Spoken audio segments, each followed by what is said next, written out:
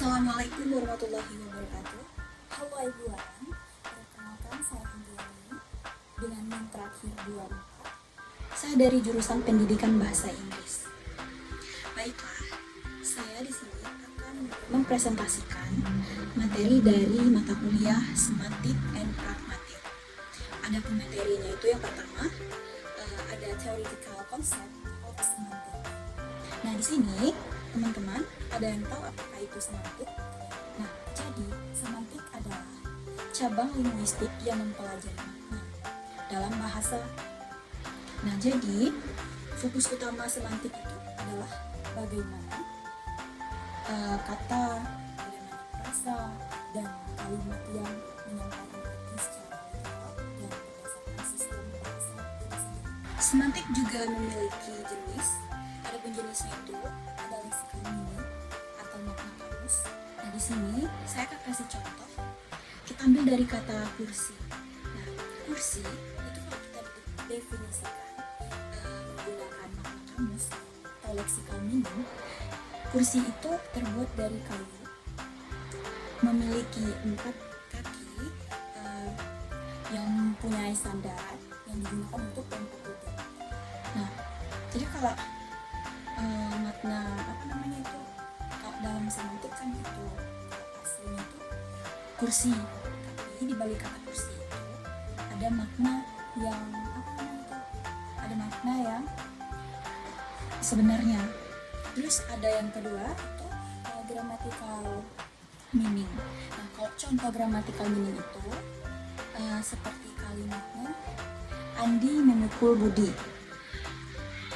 Terus Budi memukul Andi. Meskipun kata-katanya itu sama, tetapi perubahan posisi subjek dan objek secara otomatis mengubah siapa yang terkena dampak aksi tersebut. Jadi sesuai makna itu tersendiri. Terus ada jenis makna yang terakhir, itu ada denotatif, makna langsung, sama konotatif, makna tambahan. Kalau contoh denotatif itu contohnya seperti lampu itu menyala. Kita ambil dari kalimat lampu itu menyala. Arti dari lampu itu menyala itu bukan benar-benar ada cahaya, tetapi kalau dari makna tambahannya itu makna emosional atau hiasannya, dia adalah cahaya hidup. Nah, artinya dia memberi kebahagiaan, bukan benar-benar ada lampu atau cahaya. Itu cuma makna hiasan. Baik, kita masuk ke teori yang kedua, itu ada theoretical concept of pragmatic. Nah, di sini pragmatik itu adalah ilmu bahasa yang mempelajari makna. Nah, ini berdasarkan konteks. Kalau tadi berdasarkan kata, frasa, kalimat, atau ini dia berdasarkan konteks. Dia juga mempelajari makna, cuma berdasarkan konteks. Nah, berbeda dengan semantik tadi. Kalau semantik ini tidak hanya melihat arti kata, tapi juga siapa yang berbicara, pada siapa, kapan, di mana, dan dengan tujuan apa. Nah, pragmatik ini juga dia itu memiliki satu kalimat bisa memiliki makna yang berbeda tergantung situasi dan kondisi. Nah, konsep penting dalam pragmatik itu ada 3. Nah, saya akan menjelaskan 3-nya itu dan saya kasih contoh.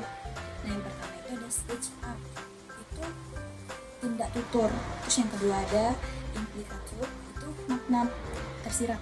Terus yang ketiga ada konteks dan leksis. Speech art itu artinya tindakan tutur. Nah, ketika seseorang berbicara, mereka sebenarnya sedang melakukan sesuatu tindakan seperti meminta, memerintah, atau mengeluh. Sebagai contohnya itu seperti ini. Contohnya, Anda sedang bertamu dan Anda itu berkata, "Wah, kopinya sudah dingin ya?" Nah, kalau secara semantik, Anda hanya memberi informasi suhu. Nah, kalau secara pragmatik, Anda mungkin sedang meminta kopi baru atau memberi kode kode halus bahwa sudah saatnya Anda mau pulang. Nah, kalau konteks dan leksis itu kata yang merujuk. dan hanya bisa dipahami jika kita tahu konteksnya saja. Contohnya tuh, jika Anda menemukan surat di jalan, misalnya tulisan itu ada, aku akan menemuimu di sini besok, kan? Nah, Anda tidak akan paham. Why? Karena Anda tidak tahu siapa aku dan siapa kamu, di mana, di sininya itu di mana. Nah, dan kapan besok itu. Makna dari kalimat ini itu tergantung sepenuhnya pada konteks saat surat itu ditulis. Baik semuanya, sekarang kita masuk ke materi yang ketiga. Nah, materi yang ketiga ini itu word choice, equivalent, and semantic clause. Dalam penerjemahan, pemilihan kata word choice itu sangat menentukan keberhasilan terjemahan. Penerjemahan harus menentukan equivalence-nya, yaitu kesepadan makna antara bahasa sumber dan bahasa sasaran. Namun, tidak semua makna bisa diterjemahkan secara sempurna. Nah, disinilah terjadinya semantic loss, yaitu hilangnya sebagai makna karena perbedaan budaya, tidak adanya padanan kata yang tepat, perbedaan struktur bahasa. Nah, tugas penerjemahan itu adalah meminimalkan semantic loss dengan memilih kata yang paling mendekati makna asli. Jadi seperti itu. Nah, kita akan bahas materi yang terakhir, materi yang keempat. Di sini materi yang keempat itu pragmatic in translation.